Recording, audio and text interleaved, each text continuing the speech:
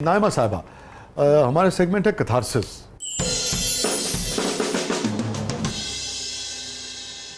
ये फरमाइए, any regret in life? बस मुझे ये होता है कि मेरी बेटी का मैंने ऑपरेशन क्यों करवाया। मेरी बड़ी बेटी थी, उसको इंटेस्टाइनल पोलिप था। तो उन्होंने कहा कि कैमरा डालेंगे, उससे वो रिमूव कर लेंगे। फिर मेरे भाई के फ्रेंड ने कहा कि नहीं, इसकी ओपन सर्जरी करवाएं तो वो पता चल जाएगा। तो मेरी बेटी को पढ़ने का बहुत शौक़ था, क्लास 1 में थी वो। तो मैंने कहा नहीं, ये ना हो कि कल को तकलीफ़ पड़े। मैंने कहा गर्मियों की छुट्टियां हैं, मैं इसका ऑपरेशन करवा लूँ।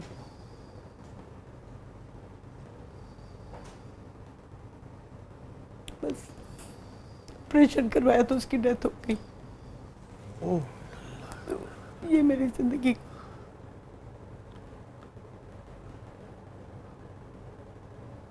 Very sad. लिखी थी उसकी, लेकिन मुझे ये लगता है, और काफ़ी लोगों ने मुझे ब्लेम भी किया कि तुम्हारी वजह से हुआ ये। तो लेकिन ज़ाहिर है मेरा ही डिसीजन था। अगर मैं शायद ना करवाती तो ना उसकी डेथ होती। बस 5.5 साल की थी, क्लास 1 में पढ़ती थी। और ये कितनी पुरानी बात है नामा? 93।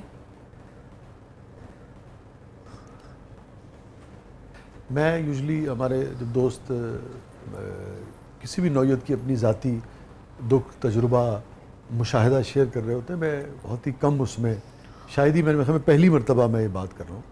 एक लिटरेचर के, दीनियात के, मज़हब के, समाज के तालिब इल्म होने की हैसियत से मैं बड़ी ज़िम्मेदारी से आपसे ये कहूँगा, आपको बिल्कुल भी इसमें रिग्रेट नहीं करना चाहिए। इसलिए कि हम तो जो बेहतरीन फ़ैसले होते हैं ना, वो करने की कोशिश करते हैं। ये तब मुमकिन हो सकता था कि आपने ये सोचा होता कि मैं अपने काम को प्रेफरेंस दूं, और कोई इस किस्म की नेगलिजेंस होती, क्योंकि उसकी भी बहुत सारी मजबूरियां होती हैं ज़िंदगी की। बाज़ औक़ात काम आपको इसलिए करना पड़ता है कि उसी पैसे से उस ऑपरेशन ने होना होता है। ज़िंदगी बड़ी पेचीदा चीज़ है। तो लेकिन आपने तो वही करने की कोशिश की जो बेस्ट था अपनी बेटी के लिए। तो बाकी तो हमारा ज़िंदगी मौत पे इख्तियार नहीं है। मेडिकल में कोई गफलत होती है, वो हमारे माशरे का अलमिया है। मगर मेरे ख़्याल में आपको मेरी आपसे ये रिक्वेस्ट होगी, मैंने आज तक कभी किसी से इस पर बात नहीं की, कि आपने तो एक माँ की हैसियत से बेहतरीन डिसीजन लिया कि वो बच्ची के लिए जो भी आसानी हो, उसको सेहत मिले। तो मेरे ख्याल में आपका वो दुख तो हो सकता है, मगर आपको उसको रिग्रेट में नहीं सोचना चाहिए। मैं ये समझता हूँ 6 महीने तक तो मैंने मुँह में निवाला नहीं डाला था। अल्लाह गरीक रहमत करे जमील फ़करी को, जब उन्होंने मुझे टीवी पे देखा तो वो मुझे देख के डर के कहते क्या हुआ है तुम्हें।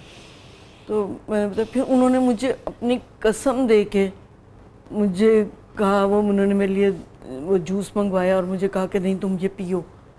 तो मैंने खाना पीना, जब अल्लाह बख्श पाशा साहब एक होते थे, हम ज़र्द दोपहर का पायलट हमने रिकॉर्ड करवाया था, वो आए कि जी रिकॉर्डिंग है, उनको बुलाएं। तो मैं तो घर पे नहीं होती थी, मैं कब्रिस्तान में बैठी होती थी। तो फिर उन्होंने कहा कि वो उधर बैठी हुई है। फिर वो कह रहे हैं नाइमा चले, नाइमा आपको, मैंने कहा मैंने नहीं काम करना। तो वो कहते नहीं आपने करना है, ये तो नहीं होगा, ज़िंदगी तो ऐसे नहीं गुजरेगी। तो मैं सर्दियों में मैं ब्लैंकेट नहीं लेती थी कि मेरी बेटी को ठंड लग रही होगी। गर्मियों में मैं ठंड में नहीं बैठती थी कि मेरी बेटी को गर्मी लग रही होगी। और उसमें कहती थी कि नहीं मैंने, और कितने अरसा तक तो मैं ये कहती रही कि नहीं तुम लोग, उनको गलत फहमी हुई होगी, कब्र खोद के देखो वो ज़िंदा होगी, मुझे वो आवाज़ें देती है, उसको निकालो। तो लेकिन ऐसा नहीं था। मैंने फिर अपनी, सब कहते थे मैं अल्लाह बेटा दे, मैं कहती थी नहीं, बस दुआ करें कि मुझे ना अल्लाह बेटी दे और वो वापस मुझे मिले। और अल्लाह के फैसले होते हैं और کرتا ہے تو اس نے میری دعا سنی، اور میری بیٹی جو کینیڈا میں اللہ تعالیٰ اس کو آمین، لمبی زندگی دے، آمین آمین تو آمین۔ وہ پیدا ہوئی تو میں تو انکانشیس تھی، تو میں نے دیکھا میرے خواب میں وہ آئی ہے میرے سرہانے کھڑی ہوئی ہے، وہ اسی ہاسپٹل میں، تو کہہ رہی ہے اماں میں واپس آ گئی ہوں۔ تو میں کہہ رہی ہوں کہ آپ نے واپس آنا تھا تو آپ گئیں کیوں تھی؟ کہتی بس میں آ گئی ہوں نا، اور وہ میرے سے بالوں میں پیار کر، تو میں جیسے ہی میں ہوش میں آئی تو میں نے اس سسٹر سے کہا، میں نے کہا سسٹر میری بیٹی ہوئی ہے؟ کہتی ہے آپ کو پتہ تھا؟ میں نے کہا جی۔ کہتی ہاں آپ کی بیٹی ہوئی ہے، نرسری میں۔ تو پھر اسی طرح میں اس بیٹی کو گود میں لے کے بیٹھی ہوئی تھی، تو میں رونے لگ گئی، تو روتے روتے میری پھر آنکھ لگ گئی، تو میں نے خواب میں دیکھا کہ میں اس کی قبر کے پاس بیٹھی ہوں، میرے ہاتھ گود میں یہ چھوٹی بیٹی ہے، اور وہ سفید اس نے فراک پہنا میرے پیچھے آئی ہے، اور مجھے کہہ رہی ہے اماں یہ جو ہے نا یہ میں ہوں، یہ جو ہے نا یہ میں ہوں۔ مجھے اس دن صبر آیا تھا کہ جب اس نے کہا مجھے آ کے کہ یہ میں ہوں، تو میں نے سمجھا کہ اللہ نے مجھے وہ واپس دے دی۔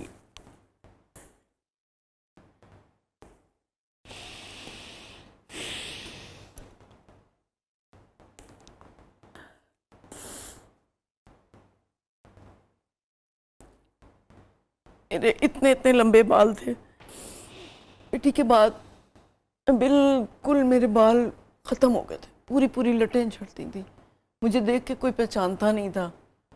میرے ہسبینڈ کی خالہ ہی آئی مجھے، تو وہ میرے پاس سے گزر گئیں، تو میں نے ان کو سلام کیا، تو کہہ رہی ہیں اسے پوچھیں یہ کون ہے؟ انہوں نے کہا یہ نائمہ ہے۔ پھر وہ میرے پاس آئیں، کہتی بیٹا یہ تم نے اپنا کیا حال بنا دیا، تم دوسری بیٹی ہے اس کو دیکھو، اپنے ہسبینڈ کو دیکھو، اور یہ بات یاد رکھنا کہ روتے ہوئے کے ساتھ کوئی نہیں روتا، آنا چھوڑ دیں گے تمہارے پاس، ہنستے ہوئے کے پاس ہر کوئی آتا ہے کیونکہ وہ ہنساتا ہے، آپ کی اسے اچھا لگتا ہے، لیکن رونے والے کے ساتھ کوئی نہیں روتا، تو تم رونا چھوڑ دو اور صبر کرو، اللہ کی چیز تھی، لیکن اپنے گھر پہ، اپنے ہسبینڈ پہ، اپنی بیٹی پہ توجہ کرو۔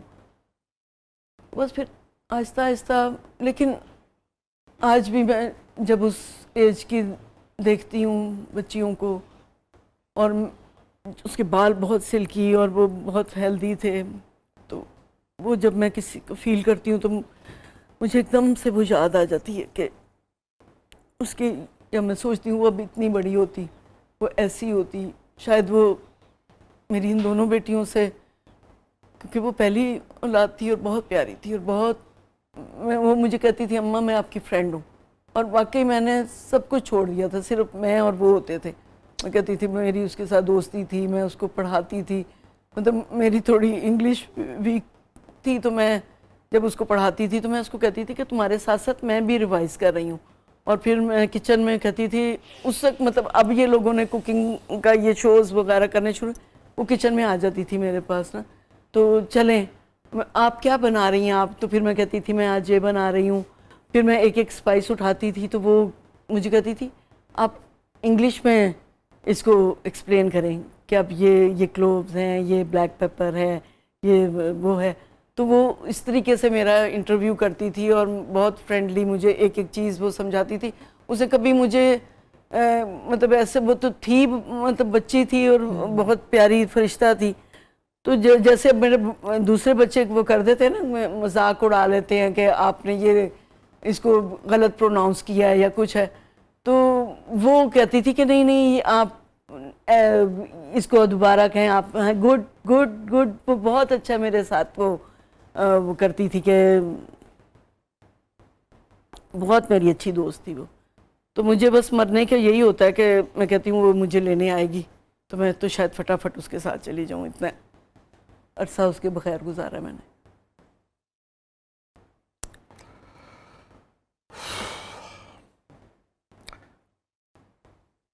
نائمہ، اتنے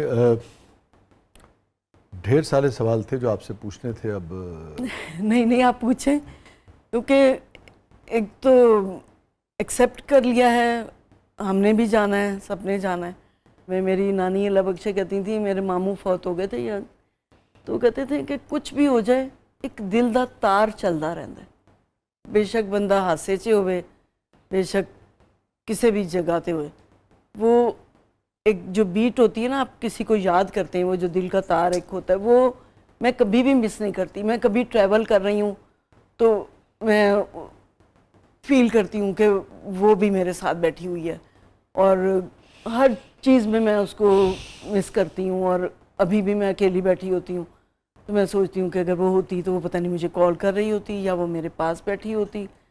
تو کبھی یہ میری ممی کی ڈیتھ ہو گئی، میری بہن کی ڈیتھ ہو گئی، تو میں اچانک کسی ٹرانس میں ہوتی تھی اور میں کوئی کام کر رہی ہوتی تھی تو بیٹیوں نے آ کے کہنا اماں یہ، تو میں کہتی اچھا ٹھیک ہے جاؤ میں کر لوں گی.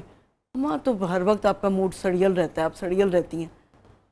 تو پھر میں سوچتی ہوں کہ ان کو میں کیا بتاؤں کہ میں اس وقت کس ٹرانس میں تھی، کس اس میں تھی کہ مجھے وہ واپس آتے ہوئے ایک دم سے جب وہ آئے ہنستے ہنستے کوئی وہ بات کریں تو وہ میں اس کو، میری بھی غلطی ہے، ان کو تو نہیں پتا کہ میں کس ٹرانس میں ہوں.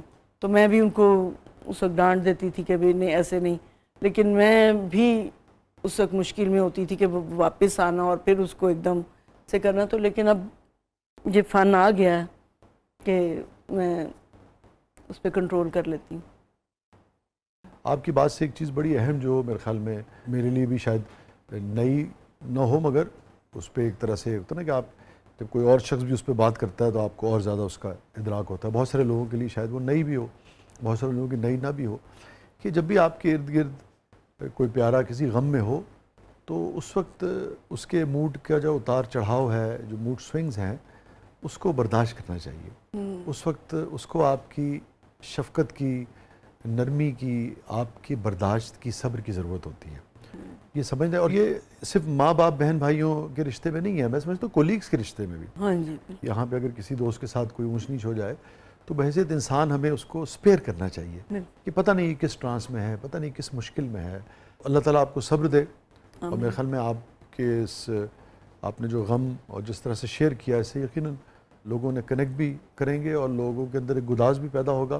اور جس نقطے کی طرف میں نے اشارہ کیا ہے، یہ بھی لوگ اپنے رشتوں میں سیکھیں گے. اللہ تعالیٰ آپ کے لیے آسانی پیدا فرمائے. باقی یہ کہ ہم سبھی جب جائیں گے تو بہت سارے پیاروں سے ملاقات ہوگی. یہ جانے میں یہ تو ایک اینگل ہوتا ہے نا جو ہاں جی، عمر بڑھتی ہے. تو مگر یہ ہے کہ جو زندہ ہیں ان کو بھی دیکھنا ہوتا ہے ان کے ساتھ. بالکل وہ بھی امپورٹنٹ جی ہے. ہاں، زندہ رہنا ایک مشکل کام ہے. مرنا کوئی ایسی یقین جانیے چیز نہیں ہوتی. زندہ رہنا چیلنج ہے، اور خوشی کے ساتھ زندہ رہنا. تو بہت ساری آپ کے لیے نیک تمنائیں ہیں، دعائیں ہیں ہماری.